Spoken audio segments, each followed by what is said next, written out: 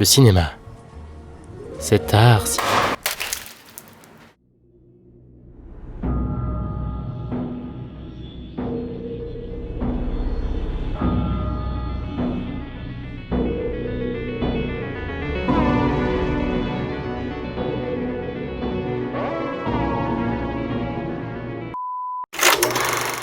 Ça vous fait marrer, bande de dégénérés? Putain, vous avez de la chance de pas être payé, hein. Parce que si vous étiez payé, eh ben vous le sauriez plus. Bonjour et bienvenue dans ce premier épisode de Vadé Rétro. Le principe de cette émission est simple. Vous faire découvrir du bon cinéma, mais surtout du cinéma tombé dans l'oubli. Quand vous demandez du grand cinéma, c'est trop facile. On vous dit tout de suite Hitchcock, Scorsese, Melville, Kurosawa et bien d'autres. Quand on vous dit grand film aussi, vos proches vous sortiront les grands classiques. Citizen Kane, Chantons sous la pluie, À bout de souffle, Aime le maudit. Et ils auront raison. Sauf pour À bout de souffle. Le cinéma est rempli d'œuvres révolutionnaires, dans sa technique comme dans son âme. Et même si vous n'êtes pas trop vieux classique, si le noir et blanc vous fatigue la rétine et que vous voulez des films plus nerveux, mais sans tomber dans des... C'est la daube. C'est toujours possible. N'importe quel Spielberg fera l'affaire, sans même parler des films d'animation japonais et des comédies françaises des années 80. Joyeux Noël, Félix! L'univers du cinéma est gigantesque. On ne pourra blâmer personne de se rabattre sur les films les plus accessibles. Mais certains très grands films sont toujours là, indécouverts ou oubliés. Je souhaite donc vous suggérer mes découvertes personnelles, de films plus ou moins cultes, mais surtout de films dont on parle peu, voire jamais.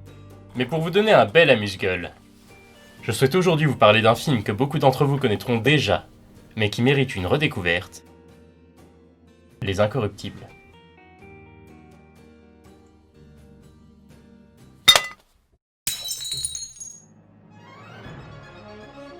Les Incorruptibles ou The Untouchables dans sa version originale est un film policier sorti le 2 juin 1987 aux États-Unis et la même année le 21 octobre en France.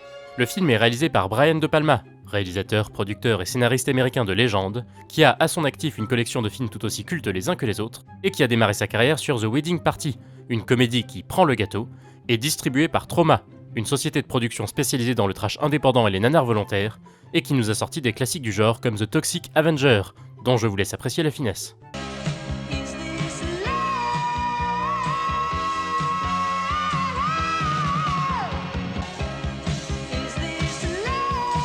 Mais à noter également, au scénario David Mamet, auteur et réalisateur de nombreuses œuvres, qui a notamment gagné un prix Pulitzer et une nomination aux Tony Awards pour sa pièce de théâtre Glengarry Glen Ross, adaptée en 1992 au cinéma par James Foley.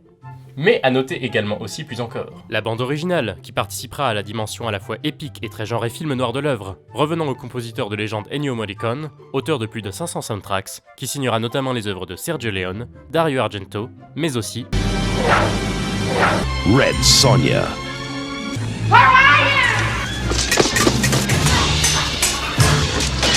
Bon, celui-là, je vous le recommande pas trop. Sauf pour vos soirées cervoises et calbar cuir.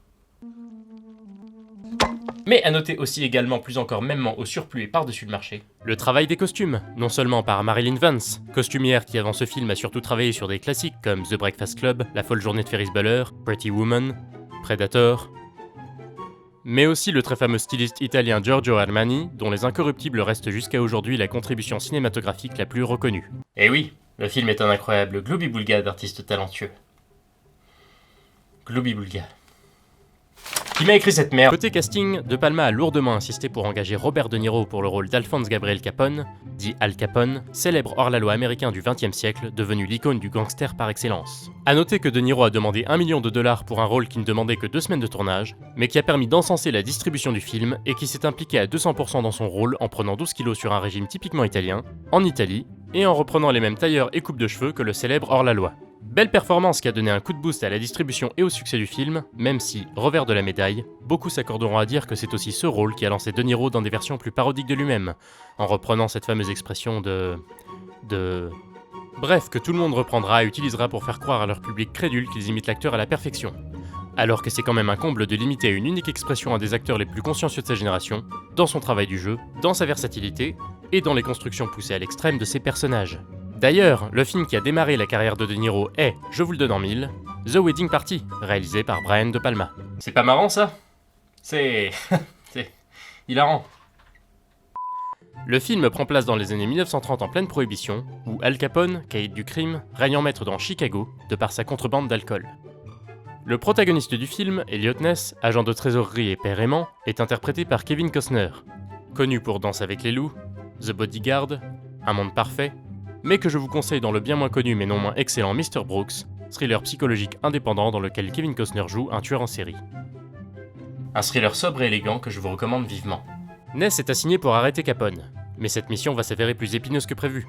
Sa première tentative échoue à cause de policiers corrompus ayant prévenu le caïd du crime. Humilié, il croise sur son chemin James Malone, un ancien vétéran qui partage ses idéaux, interprété par Sean Connery, star des James Bond, du Nom de la Rose, d'À la poursuite d'Octobre Rouge, mais aussi de Outland de Peter Hyams, un excellent polar de science-fiction que je vous recommande ardemment, qui m'a marqué enfant non seulement par la performance de Sean Connery, mais aussi pour ses scènes de tête qui explosent. Non, sérieusement, regardez-le. C'est une pure friandise de science-fiction. C'est dur à dire ça, friandise de science-fiction. Malone apporte son aide à Ness et lui fait comprendre que s'il décide de livrer bataille à Capone, la guerre sera inévitable. À leur équipe s'ajoute un stagiaire italo-américain du nom de George Stone, et interprété par Andy Garcia, qui grâce à ce film deviendra connu du monde entier et se fera offrir des rôles par Ridley Scott, Francis Ford Coppola et bien d'autres monstres du cinéma hollywoodien. Se joint à eux enfin Oscar Wallace, un comptable naïf mais armé de bonté et de courage, interprété par Charles Martin Smith. Connu pour... réalisateur de films comme Winter le Dauphin 1 et 2, mais aussi second couteau reconnu pour des films comme Starman de John Carpenter et American Graffiti de George Lucas. Nos 4 héros entament une guerre sans merci contre Al Capone, refusant toute corruption et devenant les intouchables. Non. Les incorruptibles. Alors, il faut savoir que le film est inspiré du livre écrit par le véritable Elliot Ness. Mais pour ceux qui s'intéressent aux événements réels qui ont eu lieu autour de cette enquête, ce film ne répondra pas à vos questions. Il n'est pas à considérer comme documentaire et s'éloigne très fortement de la réalité. Parce qu'avec ce que De Palma nous propose, on n'est pas là pour ça. En effet, ce film ne veut pas nous informer, mais plutôt nous offrir une dimension mythique et épique du combat d'Elliot Ness contre Al Capone. C'est d'ailleurs ce qui rend ce film immortel. Il ne nous offre pas la vérité, mais la légende qu'il permet de faire perdurer. Et pour défendre cette cause, je citerai Jean Cocteau sur le sujet. L'histoire est du vrai qui se déforme, la légende montre du faux qui s'incarne. Cette vérité mystérieuse l'emporte même sur l'épreuve, et malheur à ceux qui plaident contre elle. Mais aussi Gérald Junior. Le point G est une légende pour ceux qui ne l'ont jamais atteint. Les 4 protagonistes du film sont des archétypes forts. Le brave, le sage, le guerrier, le lettré. Personnages légendaires mais malgré tout mortels, donc fragiles, et le film nous le rappelle régulièrement. Quand j'étais enfant, l'histoire du film m'échappait dans ses détails, mais les symboles étaient clairs. Ils étaient une équipe de justiciers, faisant face à un Némésis puissant et effrayant. Ils étaient les Avengers de mon enfance. En même temps, à cette époque, les seuls Avengers propres du nom, c'était soit ça, soit ça. Welcome to Wonderland Weather, here in our London headquarters. Non, vous avez dû vous gourer.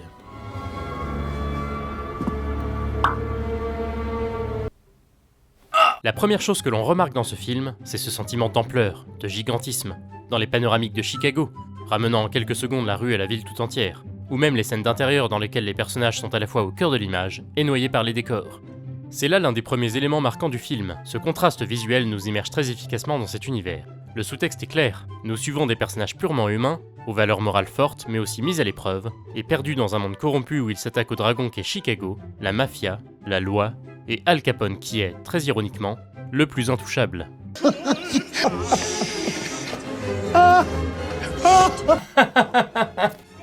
La photographie du film respecte l'esthétique des films noirs classiques, la reconstitution de l'époque, et la richesse des tons ocre, gris et brun habille l'image d'une sobriété très élégante.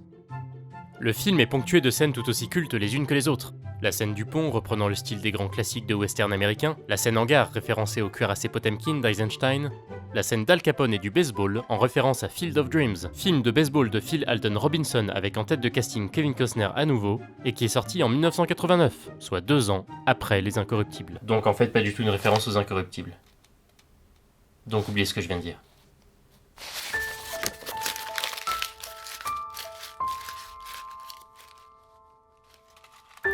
Bref, des clins d'œil, des hommages et des références à tout va. Et en parlant de références... Dans l'épisode 18 de la saison 8 des Simpsons, Springfield se retrouve en proie à la prohibition, Homer devient un seigneur de la contrebande et doit faire face à Rex Banner, figure parodique d'Elliot Ness. Tu es là quelque part, baron de la bière, et je vais te trouver. Tu me trouveras pas! Si, je te trouverai! Non! Tous ces éléments font donc vieillir le film comme un bon vin, plus que comme un avocat. C'est chiant les avocats. C'est pas assez mûr pendant 3 jours, ensuite t'as une demi-heure pour les manger, et après ils sont bons à te filer à la chiasse. À 1 euro la pièce, autant s'acheter une balle. Eh bien ce film n'est pas un avocat. Mais ne prenez pas mes conseils pour acquis. Faites-vous votre propre opinion et sachez développer votre regard. Que ce film vous plaise ou non, il saura tarir votre soif de cinématographie. Et ce n'est pas le seul, car des films tout aussi bons mais bien moins connus sont encore et toujours à découvrir, pour ceux qui savent jeter un œil, là où il faut. Bonne soirée, et bonne séance.